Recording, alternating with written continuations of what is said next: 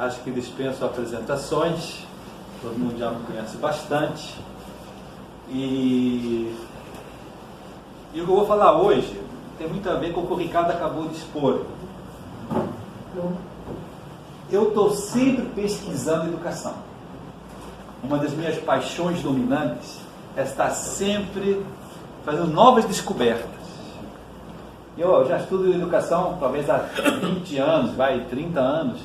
E eu sempre acho que já esgotei o tema. E é incrível como todos os anos, principalmente nesta época, que é a época que eu estou calmo, é tão bom, cara, como eu adoro janeiro, é o mês que eu mais gosto do ano. Estou calmo, estou tranquilo, estou indo à praia, isso facilita a gente meditar, refletir, fazer descobertas. Então eu tenho feito nesse mês imensas descobertas, e vocês vão ser os primeiros a descobrir as minhas descobertas. Eu tive luzes esse mês incríveis, e obviamente dentro do que eu tenho estudado nos últimos anos, que é todo o tema do personalismo, né, da descoberta da própria identidade, quem é afinal a criança, porque quando eu vejo nos jornais o tema de educação, o que nós vemos? Nós vemos questões políticas, questões econômicas, se fala de alfabetização, se fala que é preciso melhorar o método de inglês, que precisa melhorar, pois, a matemática. As pessoas estão sempre focadas nesse tema, né? E quando eu ouço essas notícias no jornal, eu falo, nossa, mas as pessoas estão tão distantes do fim da educação. Qual seria o fim da educação? É o cara passar no vestibular? Adamo, você acha que uma mãe põe o filho na escola com que entusiasmo, com que motivação? Hoje formar tecnicamente. Tecnicamente. E os educadores lá de Brasília? Até há pouco tempo? Distorcer tudo. Cara, é óbvio que por isso esse grupo é muito importante. A gente tem que ir contra toda essa onda. É uma onda. A gente tem que entender que nós estamos indo contra uma corrente mesmo. Mas agora, graças a Deus, a corrente mudou. Espero que o nosso ministro da Educação facilite a gente entrar na mesma onda dele, né? Agora, eu sempre gosto de dizer o seguinte: para você ser um bom educador, você precisa adorar estudar você mesmo. E hoje é que eu vou fazer isso com vocês hoje. Vocês vão se descobrir. Quero arriscar essa frase no começo. Que vocês, por mais idade que tenham como Geraldo, assim, já com muitos quilômetros rodados, já Geraldo, quero que vocês entendam que ainda temos muito a descobrir sobre nós mesmos. Vocês vão se surpreender com as ideias que nós vamos colocar agora, tá claro? Mas eu penso que enquanto você não se entusiasmar em você estudar você mesmo e querer ser um cara funcionando bem, você nunca vai querer que o outro seja assim. Você vai ficar só como um professor qualquer, preocupado em passar o seu conteúdo e nada mais. Então eu quero que vocês entendam que um educador só vai ser um bom educador quando ele mesmo está lutando por se educar a si mesmo, dentro de conteúdos, dentro de sistemas, dentro de ideias fortes. Tá claro? Como é que é o seu nome que eu não estou lembrado? Meu? Leonardo. Leonardo. Isso. Tudo bom, Leonardo? Tudo bem.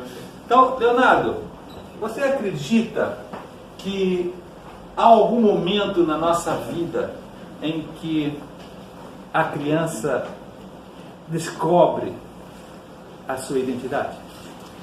A criança? Acho que não. Quando é que então a pessoa se descobriria no mundo? Eu acho que talvez bem mais tarde, né? Acho que ela teve muita experiência. Muito bem respondido.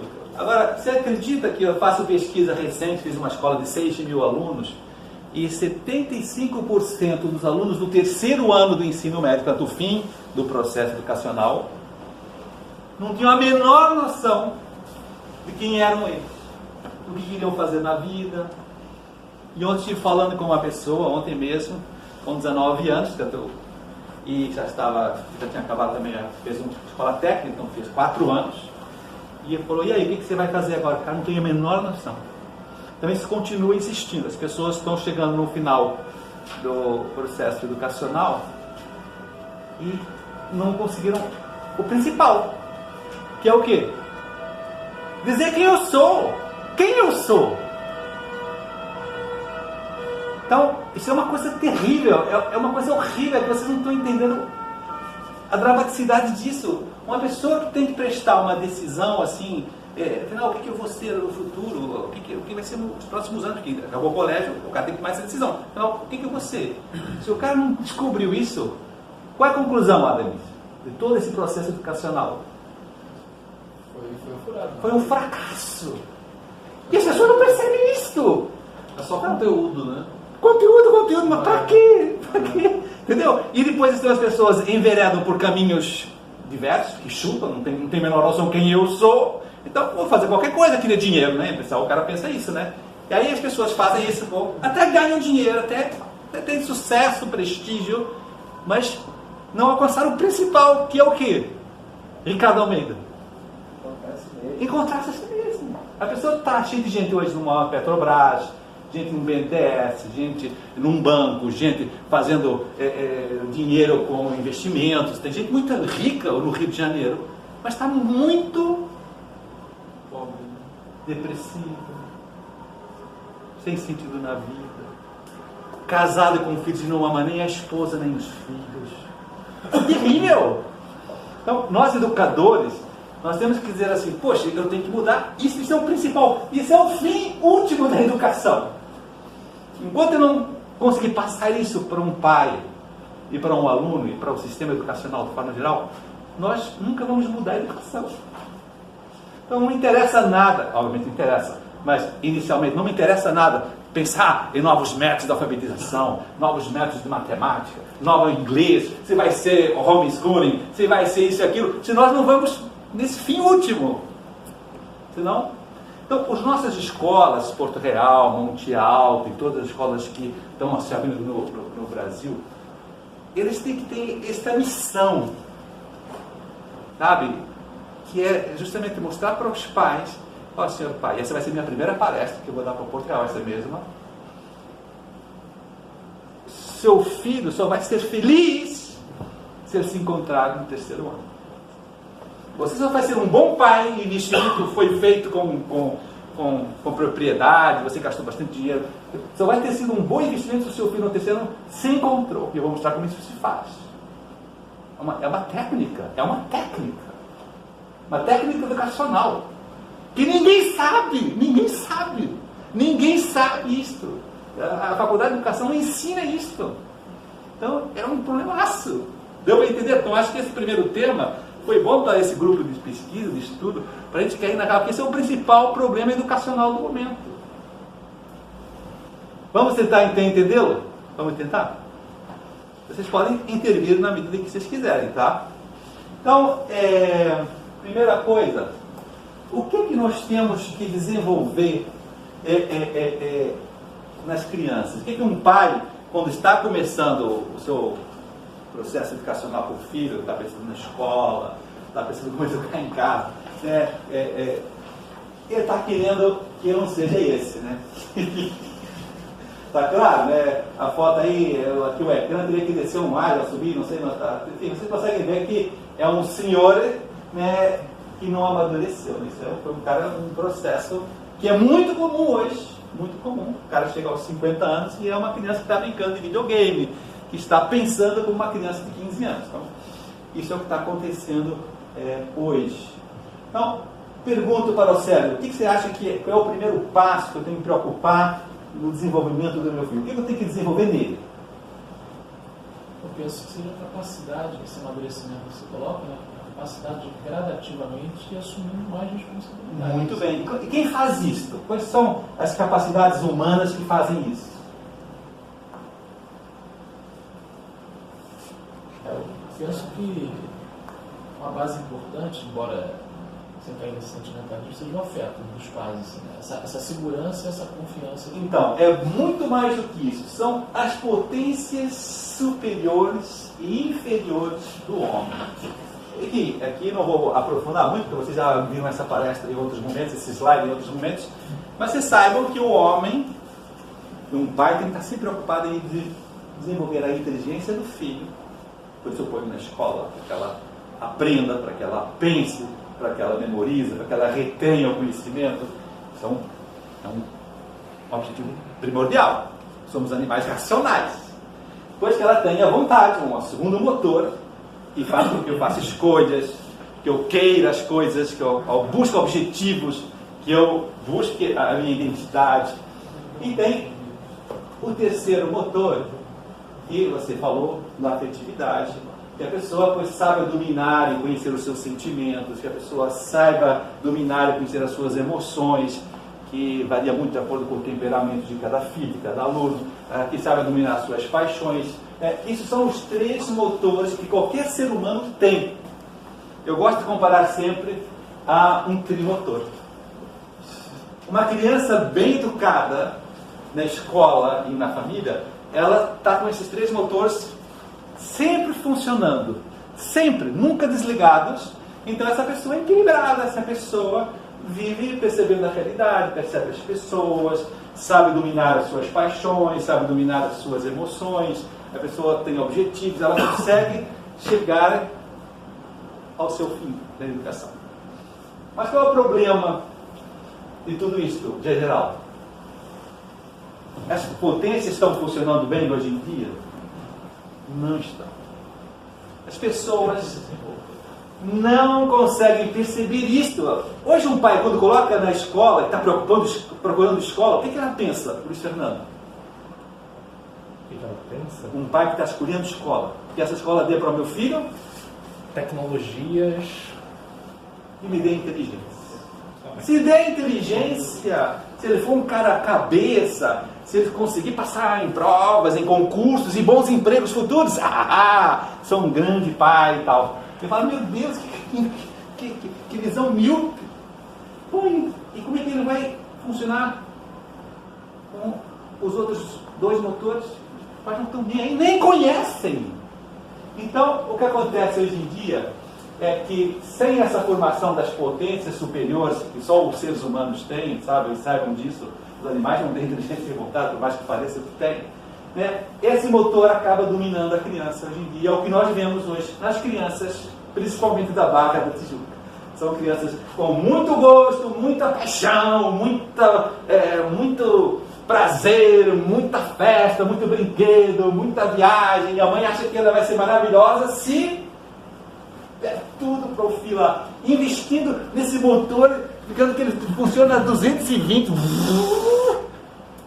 Imaginem um motor de um carro, um Audi, a 200 por hora, sem volante e sem freios ou acelerador, dependendo da curva.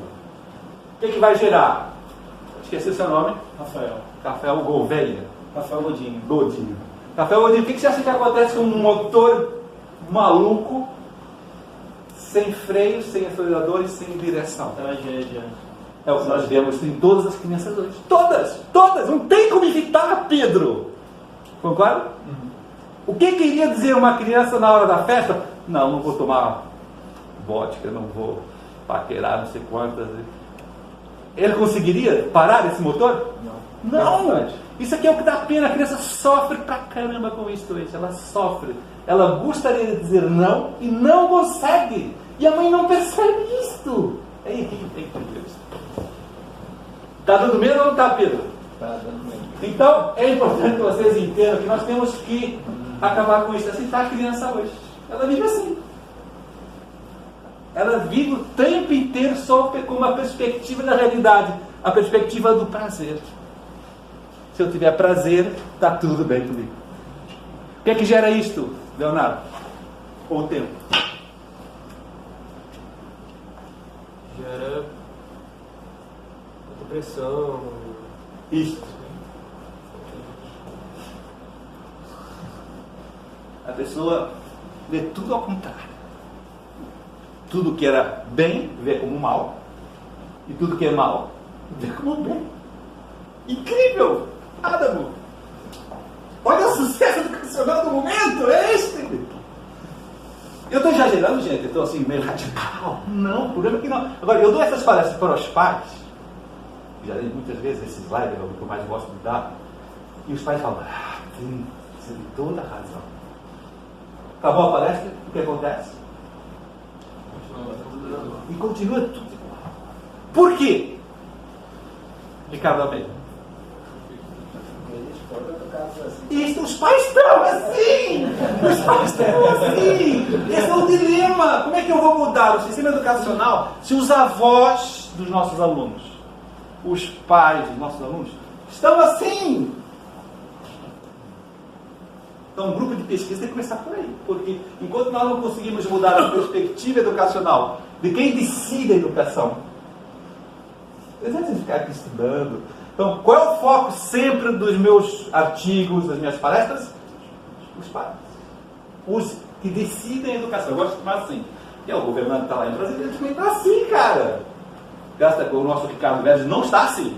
Eu sigo lendo os artigos dele. É um cara bom mesmo. O que orientou ele, já ouviram falar do tal do Paino? Eu já fiquei um pouco preocupado. Já não é tão bom assim, né? Tá? Vocês já ouviram falar?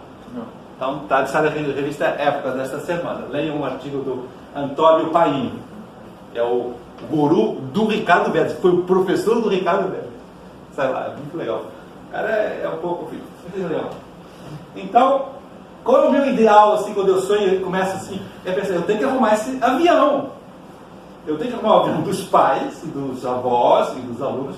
E aí, como é que arruma? Eu tenho que fazer com que a inteligência e a vontade dos alunos consigam então comandar essa imensa força, esse motor desvairado que está lá dentro, que está sendo alimentado diariamente pelo materialismo do momento. Certo? O motor está aumentando cada ano, cada vez a criança quer mais, tem mais possibilidades, tem mais festas. A vodka entra na festa hoje, sabiam disso? Lá na Barra da Tijuca, com 11 anos. Antes era com 15, sei lá, 10 anos atrás. As baixarias das festas eram com 15 anos. Hoje está com 11 já.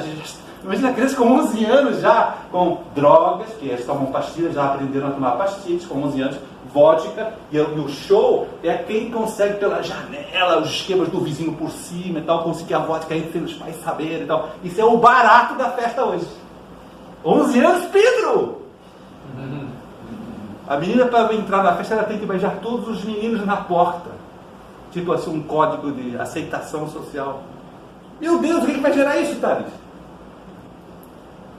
Coisa boa? Então, só assim a criança começa a ser pessoa, ser humano. Começa a ter uma liberdade de fazer escolhas corretas, porque ela começa a ter uma capacidade de perceber o bem. Se uma pessoa não tem menor capacidade de perceber o bem. Então, o que ela quer, uma criança? O que ela quer? Eu quero isso aqui, pô. Eu quero curtição, eu quero coisas que eu gosto, eu quero prazer.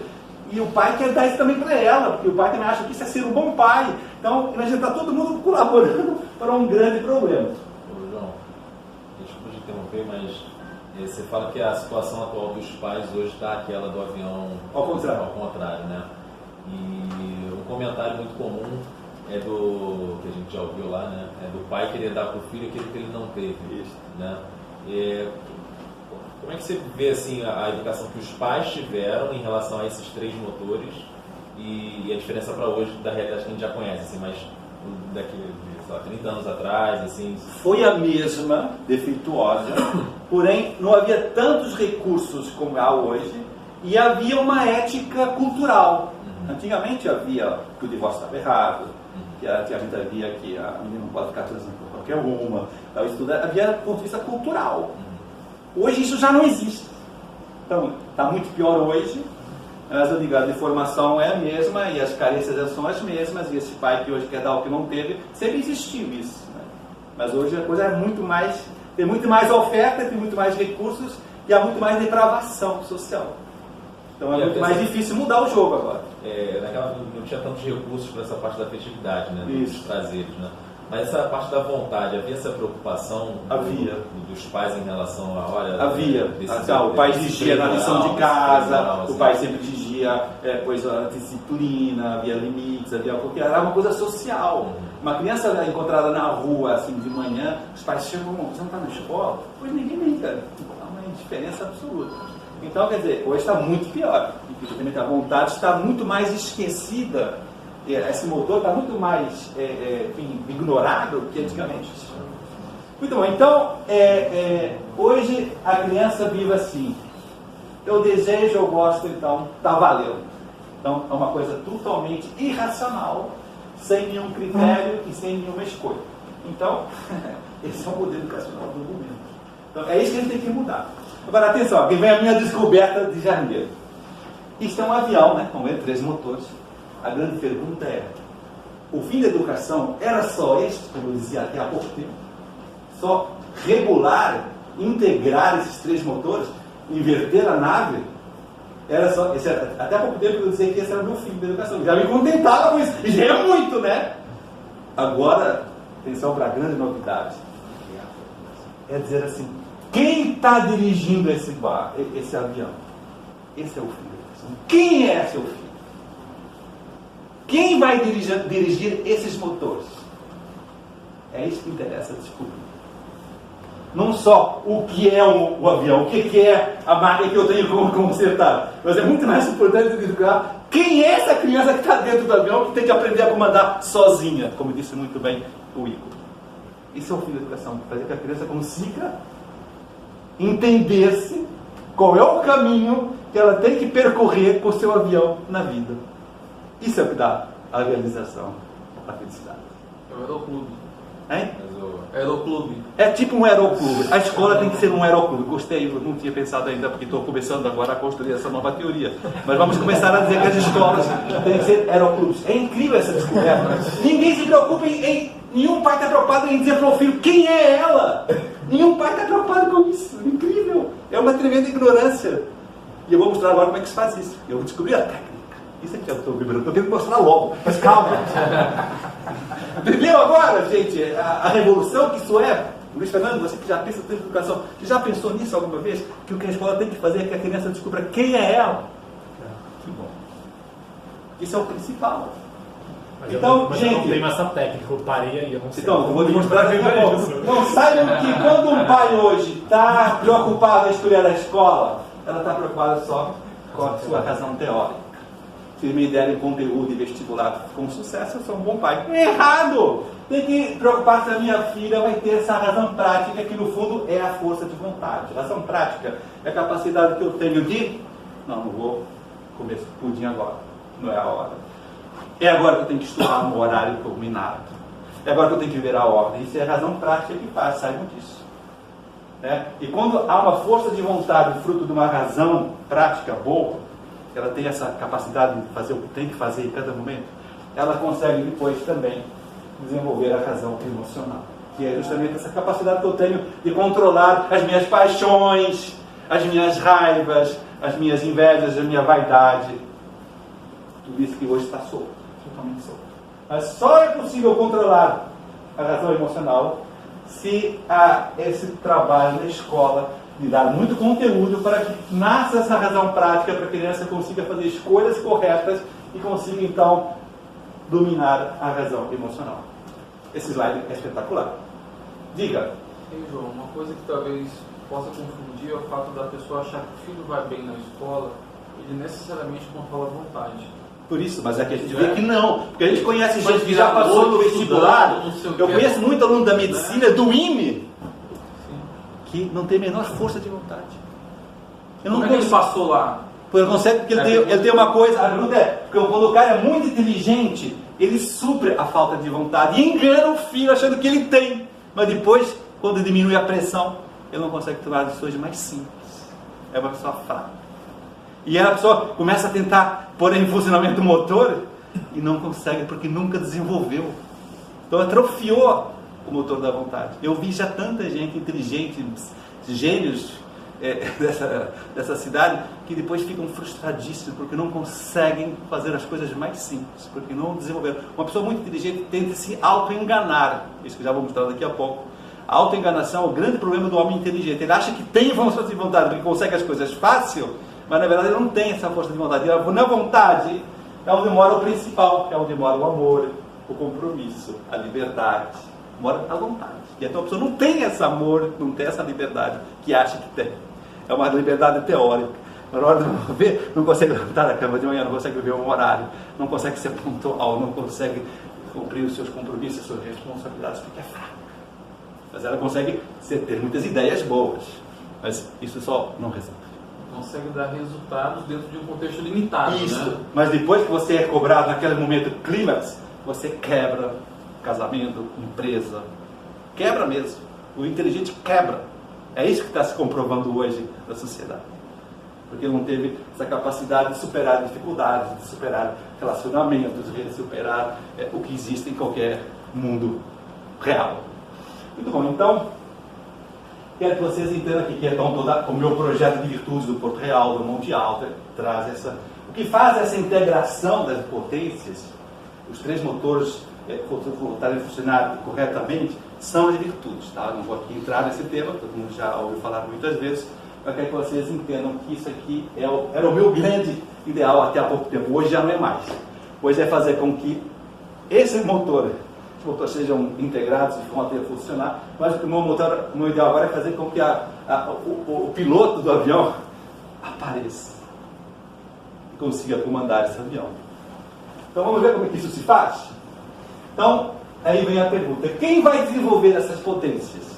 Adão, quem? Quem vai consertar esses motores e pôr-los para funcionar e integrá-los? Quem? A escola. Não, a criança. É isso que está aqui dentro. O eu que está lá dentro de todos nós, o nosso eu aqui dentro, é ele que tem que acordar, é ele que tem que querer comandar a inteligência, a vontade e a criatividade. Isso os pais não entendem. O que os pais acham, Zé Geraldo? Os pais acham que a coisa vai de cima para baixo. Isso. Sensacional. É a mãe, é tal, professor e tal, cobrança externa, e então tem que ser exigente, e crime erra muito nisso. Eu falei isso muito com o general. Vocês têm esquemas que não geram liberdade, que não geram identidade, que não geram flexibilidade, porque você está abafando o eu de cada um daqui. Cada um é diferente desse IME. Você quer fazer uma padronização, todo mundo igual, você acabou com o eu da criança, do aluno. Ele concordou comigo. Como é que chamava ele? Aquele mais fortinho? Barroso Magno? Barroso Magno. Eu almocei 10 vezes com ele. Ele adorava essas conversas. E ele percebia esse defeito do IME. Eles abafam justamente a identidade, o caminho de cada um dentro do IME. Eles forçam uma padronização e acaba com a identidade de cada um. Então o cara não está motivado por um certo tempo, já vê que aquilo é uma bobagem e já quer sair, porque está sendo abafado, ele está sendo massacrado, ele está sendo... Então, essa que é o grande X da questão. Olha que frase, atenção. A vida da criança é uma conquista. O pai tem que entender que a criança tem que conquistar o quê, Ricardo? Como? O que quer dizer autonomia? Capacidade de resolver as coisas. Isso, na prática, o que quer dizer? Que conquista eu tenho que fazer? Pensa na criança lá do Porto Real, está lá na sua sala de aula. O que ele tem que conquistar? Então, atenção. Ele tem que conquistar isso. A própria consciência. Essa descoberta, quem eu sou. Isso é uma conquista, não vem naturalmente. E eu arrisco dizer isso gravando, que 90% das pessoas de hoje no mundo não chegaram nesse nível da autoconsciência. Não sabem quem são e não atuam de forma consciente.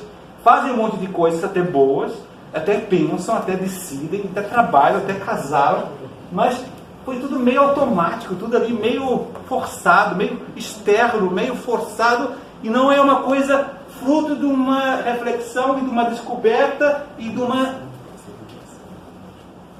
decisão. Um comentário. Com isso, se explodiu a profissão de coaching. Exatamente! Explora um pouco mais isso, Luiz Fernando. Não, porque eu posso falar, mas eu queria que você falasse. Sim, tá, eu posso tentar, vamos lá. Mas é exatamente isso. Na Por que verdade, o sucesso do coaching? O sucesso do coaching é isso, as pessoas não têm essa autoconsciência e buscam em terceiros alguém que incuta nela Isso. essa consciência, que ensine a ela a pensar, ensine ela a escolher. Ensina ela a descobrir-se. A descobrir-se, a desenvolver aquilo que está atrofiado, e é isso que eu quero dizer quando você diz consciência, seria a razão prática, né? Que está totalmente atrofiada. Totalmente. Então, ele precisa de alguém que ajude a desenvolver essa razão prática para assim que ela possa caminhar esse... Sabe qual é o termo técnico moderno que está acontecendo agora? É você tem que alcançar o mindfulness.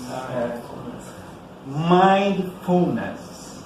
A plenitude da minha mente, de modo que eu seja realmente consciente do que eu estou fazendo. Porque o que eu estou fazendo, eu estou automatizado, eu estou mecânico, eu estou trabalhando em um monte de coisas, estou casando, estou viajando, mas na verdade eu estou adormecido.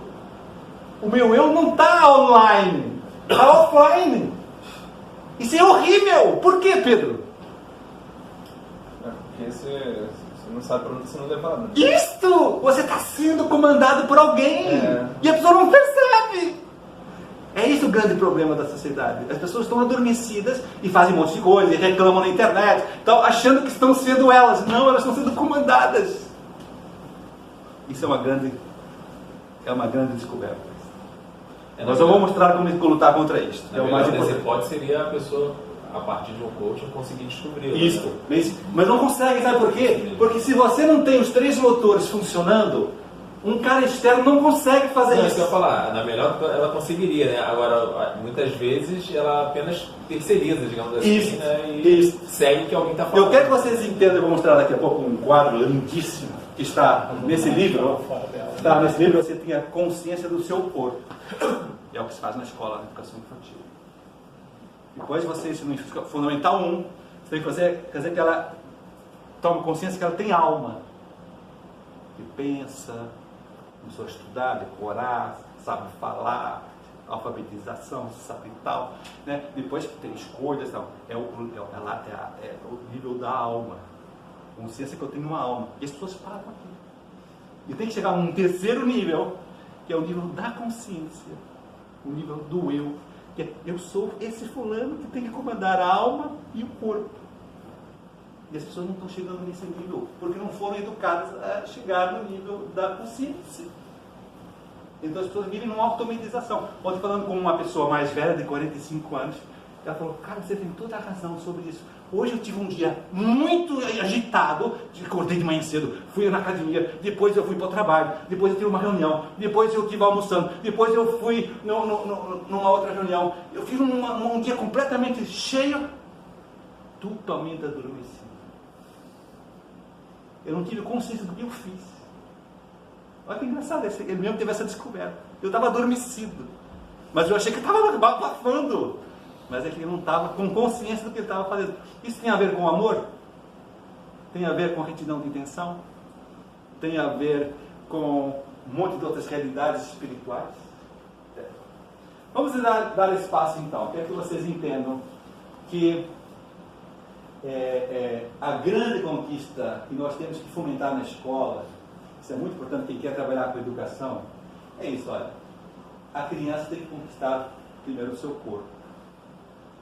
É muito legal ver lá no colégio, ela palpando, ela fazendo psicomotricidade, ela abraçando, ela começa a perceber que tem menino e menina. É muito legal essa descoberta do corpo da educação infantil.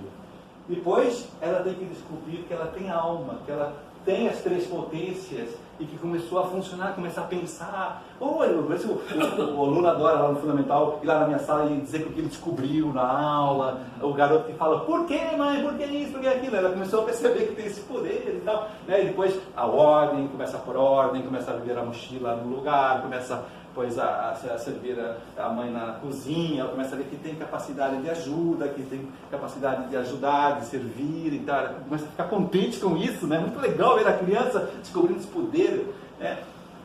Quando você começa então a perceber que há uma vida psíquica muito mais importante que a vida corporal e que esse equilíbrio psíquico dos 3 motores tem que estar ali sendo conquistados. É uma conquista, volto a insistir, por meio das virtudes. Mas atenção, aqui vem o grande nível que ninguém chega, que é o nível do espírito, o nível da autoconsciência. Sabe? Quem é João Malheiro? Pô, eu olho aqui para dentro e eu consigo ver claramente, se eu falar assim, quem é João Malheiro. Eu conheço ele há muitos anos. Eu tive o dom de Deus, graças a Deus ele me deu esse dom, de descobrir quem era João Malheiro com 13 anos. Eu me lembro desse dia. É em Portugal ainda. Eu me lembro disso. Isso foi determinante para todas as minhas escolhas futuras. Tudo tinha uma lógica, tudo tinha uma coerência, tudo tem um trajeto, um roteiro. Quando você não tem essa autoconsciência, todas as suas escolhas são soltas. Não se encaixam muitas vezes, então tudo fica meio estranho. A pessoa não se sente muito bem. Ela não está equilibrada. Então reparem, é isso que nós temos que mostrar. Olha, o espírito é o que tem que dominar a alma. É ele que vai comandar o avião. E é a alma que tem que comandar o corpo. E como é que está a preocupação das mães hoje? Exatamente ao contrário. Quer dizer, que meu filho esteja bem corporalmente, esteja bem alimentado, bem seguro e tal. Se o meu filho está bem de saúde, estou sendo uma boa mãe e tal. Agora, o mundo psíquico entende isso? Preocupa-se com isso? Sabe o que aconteceu essa semana, Ricardo Almeida? Um dos nossos alunos do Porto Real, o Noah, irmão do Enzo, que é da nossa turma lá, está bombando na internet. O Rita Perrone. Isso? Já ouviram falar? Eu vi ontem. Isso? Tá um garoto de 3 anos que ficou cantando uma música lá do Victor Cleve. Como é que chama esse cantor do meio sertanejo? Victor Cleve. Tem uma música lá que é O Sol. Ele meio que ficou cantando assim na internet com 3 anos. E esse negócio virou um viral. Sério? E tá com 4 milhões. 4 milhões de isso? E aí, foi ontem isso. aí eu fiquei assim, pô, os pais têm que tomar cuidado com isso aqui, cara. Eu ia ligar para o pai e o pai me liga. Mas foi assim. Ligou para quê? Para saber se tudo bem, se tem algum problema. Eu falei, sim, tem muito problema, sim. Não deixa, por favor, você está matando seu filho, tem 3 anos. Já queria levar no Fantástico, já queria levar no show de não sei o quê, já queria cantar com o cara. Não, cara, não faz isso, ele é criança. Tu vai matar seu filho. Ele levou um golpe no estômago. Mas depois falou, não, você tem razão. Eu estava querendo que você me falasse o contrário, mas não é que você falou certo. Falou isso assim para mim. Porque a mãe já está lá embarcando também, está todo mundo badalando. Eu já estou se vendo ali, né? Já que está sendo bom isso para o filho? Então, é isso, né? Hoje os pais só percebem esse mundo aqui, ó. Os pais só estão preocupados com esse mundo aqui, ó. Não percebem, ó. Estão acabando com o filho. Imagina um garoto de 3 anos, o sucesso, a vaidade, os holofotes. Pedro, faria bem para ele? Forma alguma. Você destrói a criança com 10 anos, já está no lixo. Eu falei, já teve um monte de casos desses, e depois o garoto fica lá desvairado, e mas fica sem nenhuma vontade de fazer nada, porque não tem mais sucesso, porque isso acaba, né? Depois, ele não tem mais força nenhuma, porque não desenvolveu a inteligência e a vontade. Só aquele motor da afetividade foi lá em cima, assim, com 3 anos. Pô, matou o moleque, né? Deu para entender como fica claro isso? Bom, então, é isso que nós temos que fazer. Então, olha, gente, isso é o fim da educação. Quem sou eu? E vocês mesmo têm que se perguntar agora, vocês aqui presentes, eu já sei realmente quem eu sou? Eu já casei, não diz nada para mim não, hein? Não diz nada para mim não. Eu já sei quem eu sou. Isso é o fim último de qualquer pai, ele tem que saber, ele mesmo sabe dizer sobre isso. Pedro, você já se encontrou? Você teve um processo de reencontro há pouco tempo, eu soube disso. Sim. Mas antes não, você estava perdidaço. Estava bastante. Graças a Deus você teve esse choque. Sim, não foi? Deus.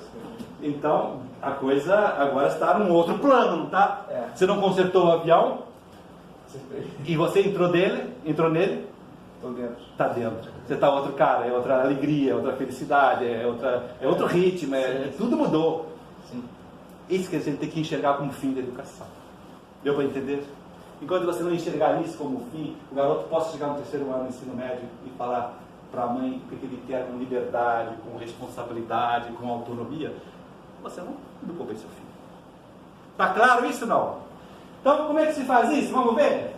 Então, isso aqui é o grande slide da palestra. Chegamos. É grande. Sabe quando o cara quer lançar um produto assim e põe aquele negócio assim, uma toalha assim para encobrir enquanto. Agora eu estou tirando a toalha, tá? Ó. Atenção. Agora nós vamos mostrar esse diagrama de Burgos. Está aí rodando, ó. Aparece nesse livro aqui. Obviamente não está todo bem explicado como eu vou explicar agora, tá? Porque eu fiquei meditando, porque não é claro no espanhol, que não é claro. Ele deixa cair assim, mas eu fui entender o diagrama, um filme que tem na internet dele dando uma palestra sobre o diagrama. Aí eu falei, agora comecei a vislumbrar, mas não foi nesse filme que eu entendi. Foi naquele livro que eu comprei da Quadrante, né, que é Educar o Homem Consciente. Esse é o livro da Quadrante. Educar o Homem Consciente. É um livro novo. Educação do Homem Consciente. Educação do Homem Consciente, da Helena Rubieska, ali, que é polonesa. Foi lá que eu entendi isso que eu vou mostrar agora, tá? Olha como demorou para entender isso. Então, por isso eu digo, não é tão fácil assim. Mas quando eu entendi, falei, agora é o tema da palestra que vou dar aqui. Era isso que eu tinha falado para eu preparar alguma coisa, não tinha preparado ainda. E foi justamente na semana que eu tive essa luta. Olha que interessante isso aqui. Nós temos então um trimotor. Eu mudei um pouco a ordem, que é uma lógica. Por que eu mudei a ordem? Porque a criança começa sendo primeiro afetiva. Ela começa primeiro tudo a sentir. Não tem racionalidade nenhuma ainda. Concorda comigo? Não tem. Do 0 aos 5 anos, ela é muito mais sensação do que inteligência e vontade. Ainda que começa a despertar. E o que eu tenho que, com esses 3 motores, o que eu tenho que fazer, que eu falei há pouco? Eu tenho que fazer que haja alguém que comande essa aeronave. Quem é meu filho? É a pergunta que o pai tem que estar sempre se fazendo. Quem é meu filho? Não o que é meu filho. Isso é o que é meu filho. O que é? Tem 3 motores e tal. É uma coisa que dá para explicar do ponto de vista antropológico, psicológico, tudo isso. Quem é meu filho? Eu não tenho que estar preocupado com o que é meu filho. Quem é meu filho? Então, isso é um processo que eu tenho que ir construindo. Atenção, como? Através dos 3 motores, eu tenho que fazer com que ela vá conquistando o corpo, vá conquistando a alma, e vá conquistando... Quem mais? Adam? O espírito. Nós somos esses 3 níveis. E ninguém sabe disso. Então, como é que se faz isso? Eu tenho que fazer com que a criança que está na educação infantil comece a sentir muito o seu corpo. Então, vou dar alguns exemplos. Dar um abraço, o colo, o beijo, fazer que ele comece a andar. Agora que você está com a Catarina, não é legal quando ela começa a andar. Papai! Hein? Brincar. Ela começa a sentir uma alegria imensa, começa uma conquista, né? Mas eu tenho que fazer logo depois, certo, o quê? Com o conhecimento ainda no mundo corporal. Eu tenho que fazer com que ela comece a conhecer o seu corpo. Então, aí entram os 5 sentidos. A educação infantil é olfato, é visão, é audição, é o paladar, né? A coisa da comida, do salgado, do doce. Reparam que quando eu era o método optimista, eu fiquei estudando na época lá, quando ele abriu o Porto Real, o que tem a ver ficar estudando e fomentando esses sentidos na criança? É exatamente isso, que ela começa a conhecer o seu corpo. Sim? Muito bem. Aqui que ela começa a ver que tem menino e menina. É diferente. Né? Nessa idade, é 1 ano e meio. 1 ano e meio que ela percebe. A aceitação é com 6. Sabe? A pessoa ficar aceitando tal. 6 a 8. Mas a descoberta é com 1 ano e meio. E depois vem o querer. Querer corporal. Qual seria um querer corporal, Rafael? Seria fazer as tarefas dia a dia, fazer brincar, correr, eu quero ir pra rua, eu quero ir para o pátio, eu quero jogar bola, eu quero tal. Tanto legal ver isso lá na educação infantil, no pré-2, já estão muito assim, querem muita coisa, já querem, sabe, é impressionante ver o dinamismo dos meninos aqui, né, uma coisa impressionante. Estou ainda numa fase corporal. Então, hoje o pai está feliz quando ele consegue esse nível, né? Está tão bom, eu falei, tá ótimo, meu Deus, ainda falta tudo isso, né? Então, eu comecei Eu tenho que começar depois, então, lá quando tem 6 anos, né, ele começa a sentir mais a sua alma. Eu, como educador, eu tenho que saber que eu tenho que fomentar isto. Não é automático. Não é automático. Eu tenho que fomentar que ela começa a sentir as emoções. Quantas vezes aconteceu lá em Portugal, né, quem conhece aqui os alunos, ele também é o aluno dele, inclusive, né, o Barbosinha. Ele, uma vez eu encontrei na minha sala sozinho, falou assim, gritando: mas por que eu sou assim? Não entendo! Eu estava falando sozinho, estava lá assim. Aí eu entrei: o que está acontecendo aqui? Eu estou tentando entender por que eu bati nele. Juro que aconteceu isso. Mais de uma vez. Quando a pessoa começa a perceber que tem emoções, que não consegue controlar, começa a perceber que tem raiva, que tem orgulho, começa a perceber que quer desobedecer, tal. Isso são sensações, mas você tem que ficar feliz como educador, porque você começar a ver que a criança está assim, não fica preocupado, porque está descobrindo que tem alma, faz parte da alma. Depois começa a querer, a querer estudar mais, começa a já ter memória, fazer poesia, fez um teatro maravilhoso ali no Natal, não é verdade? Fez ali, depois começa a ter raciocínios lógicos, começa a gostar de matemática, começa a já ter um certo conhecimento, matemática, cultura, tem uns que gostam de ler. Então, é tão legal quando você vê que a criança começou ali a ser mais consistente, começa a ter já um diálogo, já começa a conversar com você, vai começar a perceber, não, que legal, né? E aqui é um momento muito importante mesmo, né? Porque aqui está a escola de forma muito plena, mas repare, eu tenho que querer o quê? Denise, com a alma, o que eu tenho que querer? Eu tenho que querer realizar aquilo que ele já consegue projetar com a sua imaginação, com a sua liberdade. Eu quero fazer inglês, eu quero fazer futebol, eu quero fazer música, eu quero construir um barco nas férias, eu quero ter algum objetivo mais curto, como ler um livro. A pessoa começa a ter uma certa autonomia, né? É legal perceber que a criança já tem autonomia a partir dos 6 anos de idade, porque ela já tem racionalidade. Então olha aí como é bonito ver a alma aqui, ó. Se você vai desenvolvendo isso na escola, na família, incentivando que ela sinta as coisas, que ela pense sobre as coisas que sente e que ela comece a querer as coisas, então começa a ter uma unidade entre corpo e alma maravilhosa. E aqui então o exercício das virtudes, né, que você põe virtudes aqui e virtudes aqui, os 3 motores começam a se integrar, começam a funcionar. Então, os 3 motores do avião estão começando a ficar bom. O avião já consertou e já estão funcionando. E aí eu parava por aqui. Eu parava por aqui e já estava feliz. E não, eu tenho que dar agora um outro passo. Eu tenho que incentivar com intencionalidade, em sala de aula, num colégio, na família, o quê? Que ela descubra o eu, que é único, é singular, você é único, não existe ninguém igual. É tão legal quando o cara toma essa consciência. Eu não sou igual a José Geraldo, não, sou João Medeiros, único, exclusivo, singular.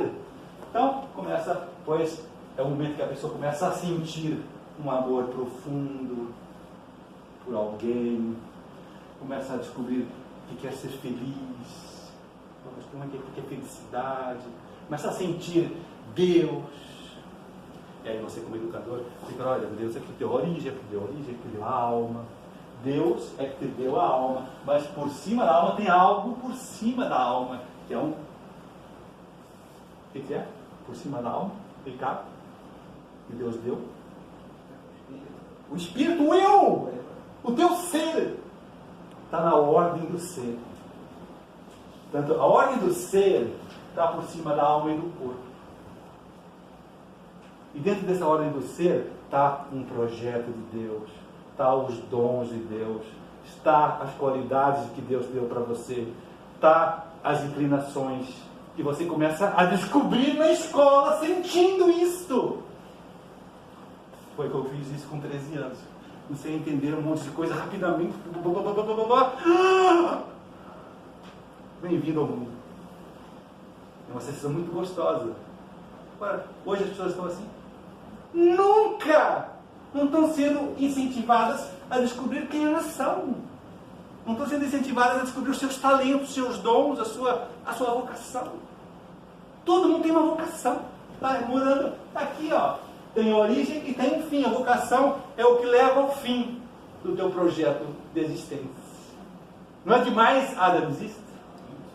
É incrivelmente bonito. Diga. Quem está fazendo uma pergunta? Eu ia perguntar, parece que até a alma você educou a vontade da pessoa, basicamente. Você formou a vontade dela. A vontade vai vir aqui, tá? Isso, tá ali. Eu vou falar aí do que vai aparecer lá. Aí será que o nível do espírito pode se chamar também de transcendência? Pode. Muito bem. Muito bem. É aqui onde mora a transcendência, então, é onde transcende o teu mundo natural e psíquico. É uma coisa que está lá na metafísica. E por isso também foi desvalorizada a educação, evidentemente. Diga.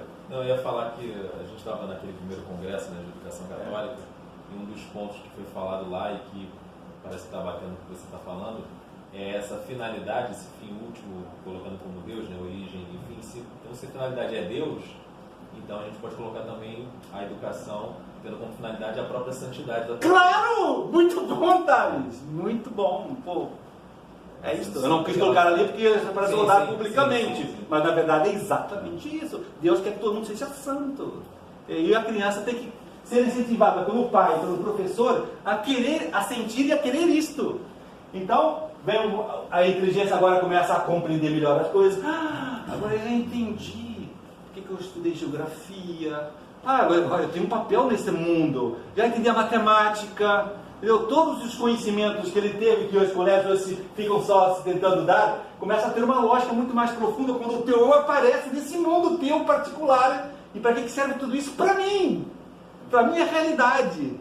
Entendeu? Eu tive essa descoberta quando eu fiz cursinho em São Paulo, quando eu fiz aqui o colégio do Rio de Janeiro, mas eu fui fazer o vestibular lá na USP em São Paulo, onde eu entrei. E eu me lembro perfeitamente que, como você faz um cursinho, você vê a geografia toda em um ano.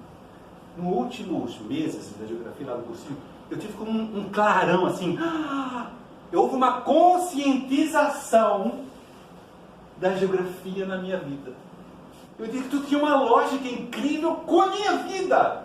E depois também tive esse barato com a história.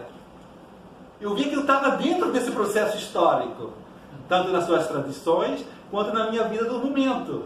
Aquilo, conhecimento, tomava consciência. Quando a gente aprende só para aprender, só para pôr no vestibular, mas não entende para que serve.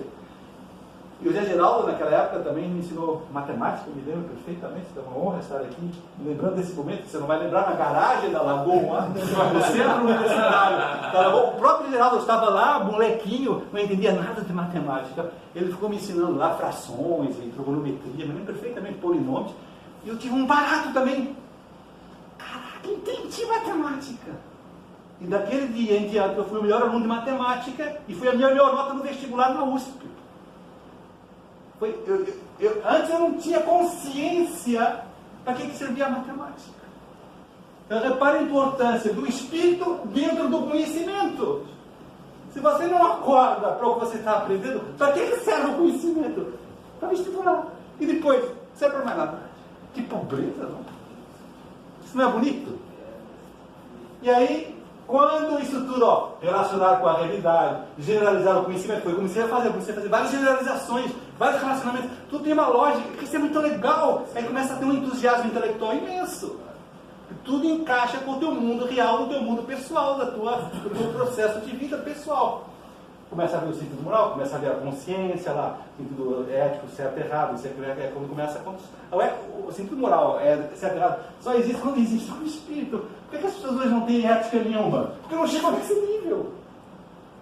Só ficam nesse mundo aqui da esperteza, né?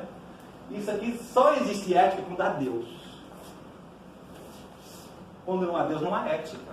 A ética é uma coisa social, é uma convenção. E eu entendo quem fala isso, que só chega nesse nível. Não chegou nesse. Então, a ética vira uma convenção mesmo. Agora, quando tem Deus na história, e é a origem da ética, então isso tudo bate. O Pedro gostou dela. Porque você percebe isso. A tua mudança em você quando foi, antes e depois. Não é isso? E por fim, quando você já está com isso tudo bem desenvolvido.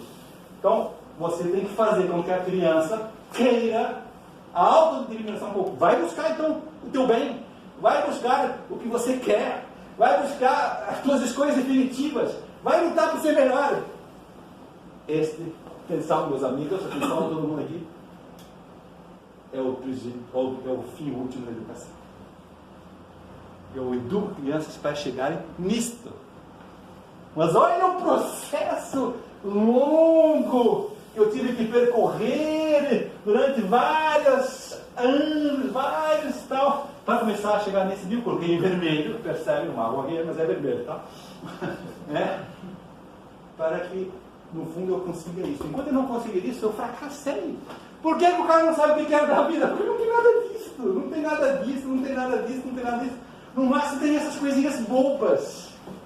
Conseguir um emprego, uma boa festa, uma boa viagem, tá tudo aqui, ó. Né? Quando não tá por aqui, ó. É ou não é demais esse quadro? Não dá? Não enche os olhos? Demorei horas pensando sobre isso. Horas. Parece fácil agora explicando, né? Mas para explicar assim, você tem que estar tentando expressar isso de forma que as pessoas entendam. Eu acho que eu consegui, não consegui? Diga. Não, só você refletindo sobre o que você falou daquele nível lá do espírito, é interessante talvez assim que as coisas, você se acha dentro de todo esse contexto no primeiro momento. E depois você passa a ser um ator que vai atuar nesse contexto. Que faz parte do projeto de Deus. Eu vou mostrar agora a última. Exato, que eu vou mostrar agora, eu vou mostrar até dezembro. Né? E no fundo, quando eu explicar, eu falei, mas está faltando alguma coisa. Era isso. Agora eu posso mostrar o próximo slide com toda a paixão. Diga.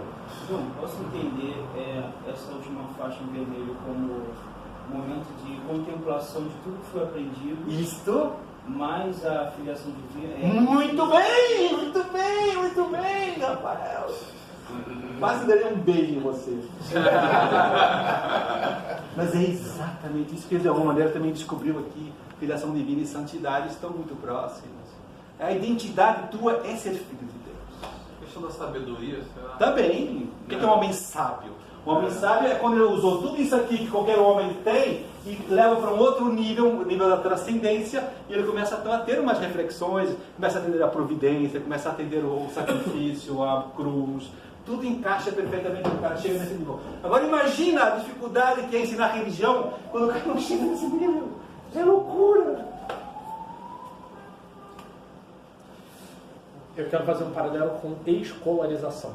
Certo. Nós falamos sobre educação, mas eu estou pensando já agora na escola. Tá. Eu consigo... Eu tenho... Não sei. Se expressa do jeito que você quer. Organizado. Em que momento? É porque está tudo tão bagunçado que isso chega ao terceiro ano do ensino médio. Isso se inicia lá na educação infantil, mas uma situação de CNTP, né? Condições normais, né? Mundo ideal, mundo das ideias. A partir de que momento a criança ou adolescente ele chega nesse momento último da vontade, do espírito e do eu? Na minha percepção, 16 aos 18 anos. 16 aos 18 anos. É quando chega o momento da maturidade das três potências dentro do avião e ela tem que tomar as suas decisões definitivas. É aí que começa. O que eu vou fazer de faculdade? Qual é o que Deus está querendo no meu projeto de vida?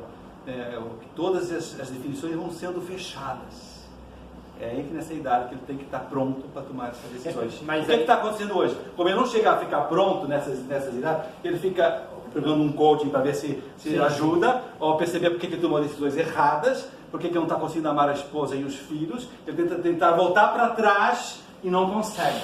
Então, se você leva esse processo normal do pai e um bom professor para chegar nesse nível, com 16 anos a pessoa está pronta para tomar essas decisões. Por que eu fiz essa pergunta? Porque a escolarização hoje ela está indo até os 18 anos e é um momento talvez X da vida do jovem, dele tomar talvez a primeira grande decisão, assim, na hora da matrícula, o que eu vou colocar para fazer estudar 4, 5, 8 anos, dependendo, e isso vai ser o que eu vou estar me realizando. Quando eu paro para pensar, na época dos meus avós, minha avó, por exemplo, que teve um nível de escolaridade muito baixo, foi alfabetizada aos 40 anos, trabalhou, não sei o quê, mas sempre teve certezas. Vou dar para ser melhor, isso vem da educação dentro de casa. Sim. Eu fico nessa dúvida, porque aí você botou a frase, deixa eu ver se eu vou conseguir me expressar. A frase da Helena, de que toda grande de suas conquistas e a consciência é a sua realização. É a sua realização. Na verdade, eu poderia dizer que o tempo para ela chegar nesse momento de vontade é o tempo que as diferentes situações a coloca como criança, ou seja, no momento que a fase de criança, adolescência dela termina, Isto é o momento que ela... Então, assim, acaba. isso pode acontecer um pouco antes. Pode. A mim foi com 13 anos. É maturidade. Entendeu? Tem gente que amadurece mais rápido. Eu também mudei de país, foi uma coisa dura, perdi tudo que eu tinha, perdi todos os meus amigos, então houve um processo de maturidade mais rápido. Entendeu? Mas, em geral, quando é uma coisa normal, sem grandes tragédias, então a pessoa vai chegar aos 16 e está pronta para chegar nesse nível de maturidade, nesse nível de transcendência, para tomar decisões junto com Deus, junto com os amigos, junto com a família, junto com a sociedade, com o meu papel social. A pessoa se encontra completamente. As circunstâncias importam também. Isso, muito. Tá, entendi. É porque eu estava estudando. Então, 10 minutos para chegar, então, aqui rapidamente. Então, a autoconsciência de ser pessoa única e irredutível é o fim último da educação. Por isso eu digo, como é que eu vou ajudar o meu filho nessa descoberta do eu? Deu para perceber o caminho, né? Isso é o que eu tenho que buscar como educador, como diretor de escola, como professor, como educador. Eu tenho que buscar isso. Enquanto eu não conseguir isso, enquanto eu não chegar nesse nível aqui, eu fracassei. Então, quando eu vejo eu vejo essas propagandas e tal, não sei quando no Enem, não sei o que, no vestibular, blá, blá, blá, eu acho tudo tão pobre, tão ridículo, mas a sociedade não percebe esses valores. Então, nós temos que chegar a que a sociedade perceba esses valores. Eu acho que com o novo ministro da Educação a gente vai conseguir mudar um pouco esse olhar, né? Ô João, então você vai apresentar isso aí para os pais, né? Vou. Talvez fosse interessante você colocar também as idades para cada fase ali.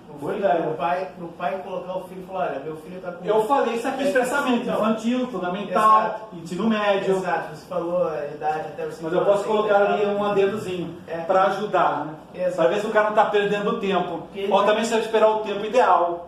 E ele vai conseguir fazer um link direto, por mais que você fale, ele olhando a imagem e fala, pô, meu filho está ali, meu filho... E está atrasado. Está atrasado. Tá.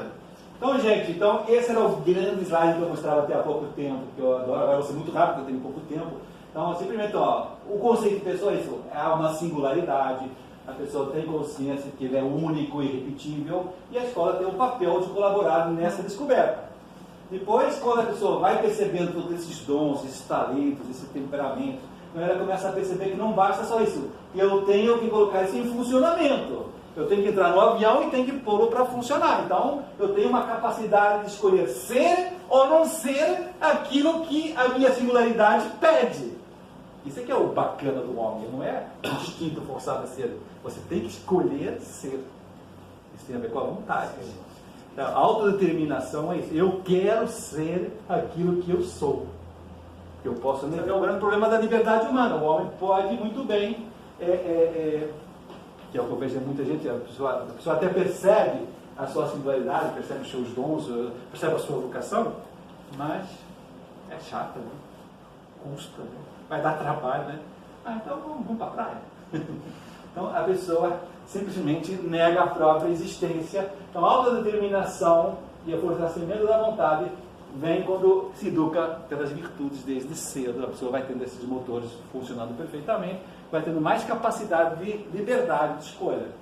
Agora, o grande momento é esse, quando a pessoa percebe que todos esses dons recebidos, aptidões, o próprio sexo, o Papa João Paulo II fala no seu livro Ecologia do Corpo, que o sexo é uma parte constitutiva da pessoa. Então não é uma coisa meramente corporal, não está nem no nível da alma, está no nível do ser. Sabe? O sexo faz parte de todo esse projeto de Deus. Então, o seu homem, a sua mulher, isso vai ter um elemento decisivo na realização do meu projeto de vida, que vai saber unir todos esses aspectos do temperamento, da aptidão, do gosto, inclinação, dons. Tudo isso vai ter que ser colocado em prática num projeto que Deus pensou para mim. E quando eu descubro esse projeto, olha a motivação que existe para realizá-lo. Há toda uma descoberta, assim, uma luz. É a luz da vocação, é a luz da missão, é a luz do que você... Deu para entender, Rafael? Sim. Não é demais isso? Sim. Você estava vibrando, ele estava rindo. Por quê? Porque você estava encantado com isto. Eu não sei. O fato é que agora a pessoa só consegue realizar esse projeto de vida, Pedro, quando ele está motivado a servir o outro, a me entregar ao outro, a realizar alguma coisa pelo outro. E isso só vem, essa capacidade de sair de si, fazer alguma coisa pela sociedade, pelo outro, por Deus, quando ele foi desenvolvido antes no trabalho de virtude. O objeto do desenvolvimento do projeto de virtude é sair de mim para me dar ao outro. Muitas vezes as pessoas até descobrem a sua singularidade, começam a perceber a sua liberdade, mas quando chega aqui o momento de realizar o projeto, são fracas e não têm essa capacidade de levar à prática aquilo que eles querem, aquela razão prática que a gente falava há pouco, ela não consegue e desiste. Talvez essa ideia da virtude como sendo algo para me aperfeiçoar. Não é isso. Não é? Pode ser um erro também. Então, e por fim, sabe, por aceitar a própria liberdade, aceitar o projeto divino para você, exige uma atualização constante. Não é só um dia. Porque sempre vai haver uma tendência a deixar de ser espírito para ser alma, há uma tendência a deixar de ser alma para ser corpo. Ele está sempre querendo voltar para ser só animal. Então, eu tenho que estar sempre mantendo essa liberdade acordada. Essa consciência tem que estar sempre sendo ligada quando eu acordo e desligada quando eu durmo. Então, é muito importante a voluntariedade atual para isso. Esse vídeo aqui, eu não posso deixar de mostrar aqui as imagens, que resume de alguma maneira tudo que eu mostrei até agora. Uma menina que fez um curso brilhante de economia, melhor aluna, e vai na sua primeira entrevista de emprego. O que ela acha na entrevista? Ela vai para a FAP, eu sou a melhor aluna, CR9, tá? Vamos ver como é que foi essa entrevista dessa menina?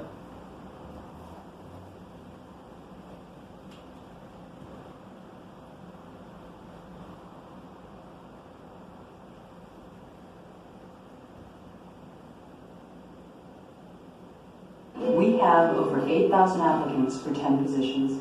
So, why don't you tell me, in your own words, who exactly is Annie Braddock? Wow, that's... Isso é uma pergunta muito fácil. Quem é a Annie Braddock? Question. Annie Braddock is a kind... É um tipo de... Well, I am... Go on. Well, Ela está com o currículo da mão dela. Não faço a menor ideia. Olha o currículo. Who is Annie Braddock? It wasn't exactly a trick question, yet somehow I couldn't formulate a response. Of course, I knew all the basic facts: date of birth, hometown, socioeconomic makeup. But I didn't really know who I was, where I fit in, who I was going to be. I was so terrified I would never find the answer. Tive medo de jamais encontrar a resposta. Isto 90% da sociedade atual. Tá assim. Pode estar bem mal. Esse vídeo não te assustou um pouco? É legal ou não é? A melhor aluna sabia tudo, ó, nível da alma, bom ou não? Chegou no terceiro nível, a pessoa fica perdida. E a pessoa que estava entrevistando muito esperta, se a pessoa não se encontrou, para que seria todo aquele conhecimento?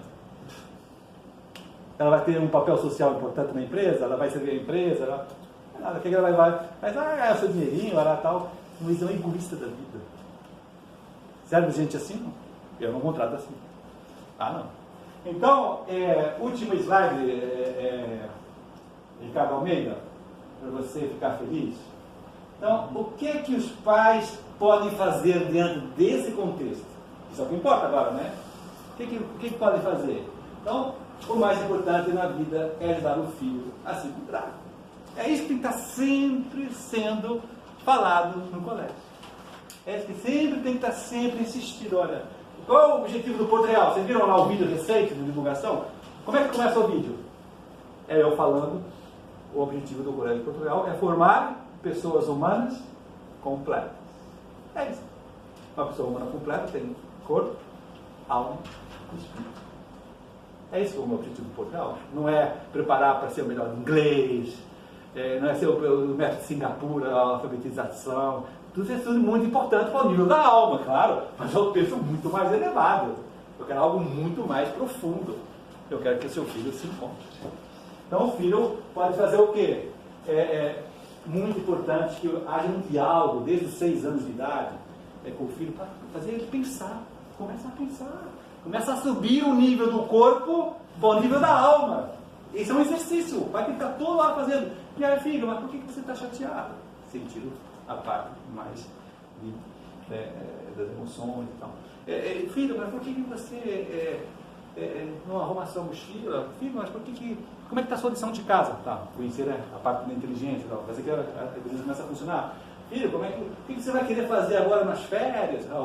Incentivar um pouco a pessoa a querer um pouco as coisas na idade que pode, no nível que está. Eu lembro que a minha mãe chegava nas férias e falou: e aí, o que vocês querem fazer nessas férias? A gente organizava as férias. Não, isso é isso. A mãe que decide tudo para o filho, como fazem hoje, né? Está errado, o filho tem que começar a querer as coisas, mas não basta só isso, mas tem que começar a fazer isso. Depois, aproveitar os 10 primeiros anos de vida é fundamental.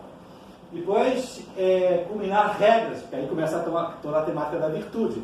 Regras é a virtude na prática. Regras é isso, é você pôr limite, é pôr momentos, é pôr ordem. Então você tem que fazer isso. Depois, obviamente, você tem que conseguir priorizar o estudo, né? Por que é importante, Marcos Rocha, priorizar o estudo dentro desse contexto que a gente está mostrando hoje? A capacidade que ele vai tendo de analisar as realidades, tudo que vai aparecendo. Isso! E ele tem que ser o protagonista dos seus estudos, porque ele é o único, ele não é a mãe, ele não é o pai, ele é o único, ele tem que começar a descobrir qual é o dele, ele tem que gostar das suas coisas, ele tem que começar a correr atrás.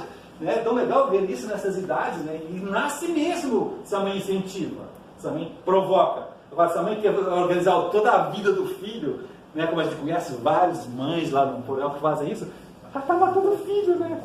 Depois, saibam também que é importantíssimo lutar contra a sua proteção. Por que, Adam? Porque senão a criança não se desenvolve. Porque fica só no corpo. A mãe está dando tudo para o filho, tudo segurança, conforto, prazer. Está ensinando que a criança fique só cada vez mais, muito tempo, na fase do primeiro nível do corpo. E não consegue subir, né? A gente vê isso em vários colégios lá também no Porto Real. No fundo, a criança não está pensando direito, né? A afetividade está totalmente deslocada. Tem gente que fica assim, ó. Tem gente lá no colégio que está assim, ó. Está sempre se mexendo. Ele não consegue parar. Sabe o que eu estou falando, né? Entendeu? É isso. A mãe dá tanta coisa corporal que ele não consegue subir de nível. É ou não é, Ricardo? Não é legal esse pensamento? Né? Depois, então, saber que essas crianças vão tendo uma preguiça manhosa, tá? Que não dá para estudar muito tudo isso. Depois,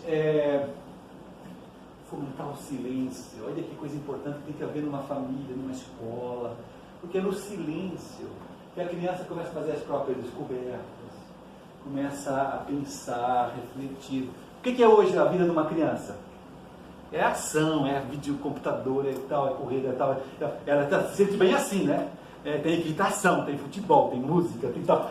Não deixa ela ficar sozinha no quarto, brincando com 2 cubos. Deixa ela. Aquela mãe acha que a criança tem que pensar como ela adulta, né? E não é assim. A criança ela precisa de tempo para silêncio, para pensar. Todos nós lembramos daquele tempo de férias, de ficar lendo um livro, um silêncio. São momentos de descobertas. Dá para entender isso? Então, muito importante. E depois, obviamente, os pais também devem incentivar rezar em família. para chegar na transcendência. Né? Então, é muito importante rezar nas reflexões, falar, pois Deus é o origem de tudo, até da comida. Existe, pois, visitar uma igreja. Quantas vezes eu me lembro, muitas vezes, quando eu era pequenininha, a minha mãe me levava assim nas compras para tomar um sorvete. Vamos lá na igreja? Aí a gente ia silêncio. Aí ia todo mundo lá no sacrário. Eu tive 5 irmãos, tá? Todo mundo lá. Tudo com 3, 4 anos, tá? Eu me lembro disso. E aí, rezava assim. Aí todo mundo olha. Então, isso é fomentar a transcendência, fomentar o mistério, fomentar a liturgia. Nossa, como é importante todas essas coisas. Existe isso hoje? Você vai na igreja hoje, como eu teve lá no Colégio de Portugal, infelizmente, os próprios pais, uma missão na zona, quer dizer, pô, os caras correndo, brincando de espada lá e tal, com o folhetinho da vista, pô, não dá, né? Quer dizer, não tem nada disso, né? Então, antes de dormir, tá errado, decoração da casa, tem que ter uma imagem da Virgem, tem um crucifixo, tem que ter uma árvore de Natal, um presépio, isso tudo vai fomentando o sagrado, né? Enfim, gente, então eu não posso continuar mais, mas simplesmente isso aqui deixo para vocês pensarem. Para a próxima reunião é bom deixar uma lição de casa, né? Então, o que os professores agora podem fazer para que os meus alunos comecem então a subir esses degraus, esses hábitos, corpo, alma, espírito. Igor, o que você achou de tudo isso? Desafiador. Que você pensa, como é que eu vou conseguir colocar na minha criança lá, que a família está estruturada, que é muito disciplinada, que fica só no nível corporal, né? Então parece que é impossível chegar nesses outros níveis, não é isso que você está pensando? Então quero que você saiba que não é bem assim. Sabe, se você consegue criar um clima, desde o primeiro dia de aula, que você é um professor diferenciado, que você tem uns papos cabeça antes do início da aula, se você começa a ter umas conversas, conta umas histórias, conta umas parábolas, de modo que você aos poucos vai fazendo com que a criança vá experimentando a alma dela e depois vai ter experiências espirituais, começa a ver que ela tem, e você valoriza quando você vê uma criança com uma diferença, com uma singularidade. Olha aí como ele foi nesse trabalho, como ele foi nessa apresentação. Então, quando você vai fazendo, você tem esse foco e consegue, então, tendo esse plano de fundo e mostrando em uma sala de aula, a criança começa até, por uma pessoa posso falar com você depois, eles te procurarão para conversar sobre o que eles podem fazer. Olha, obviamente é muito diferente de uma escola muito mais organizada, com muito mais disciplina, etc, etc. Mas eu acho que sempre nós podemos contribuir em algum nível para que a criança descubra esses 3 níveis e desenvolva os seus motores. Né? Que mais? Alguma pergunta? Mas não é legal isso, Pedro? Eu acho que isso aqui é o que motiva muito hoje a trabalhar na educação, porque isso aqui está muito longe. Mas dá para chegar lá, Geraldo? Tá, o Pedro está aprendendo tudo isso lá para a educação. Não está não. Ninguém sabe nada disso. Infelizmente. Isso tudo se perdeu. Isso havia antigamente. Nós somos um curso de pedagogia politicamente correta. Por isso. Quando é que você vai dar essa palestra aí para o ministro da Educação? Então, você sabe qual foi a sua tese de doutorado? Foi a pessoa humana em Tomás de Aquino. Ela é filósofo. Então, ele, quando souber desse filme que o Ricardo vai publicar na Facebook, então ele vai querer conversar comigo. Sim. Só para ver aqui. Isso aí é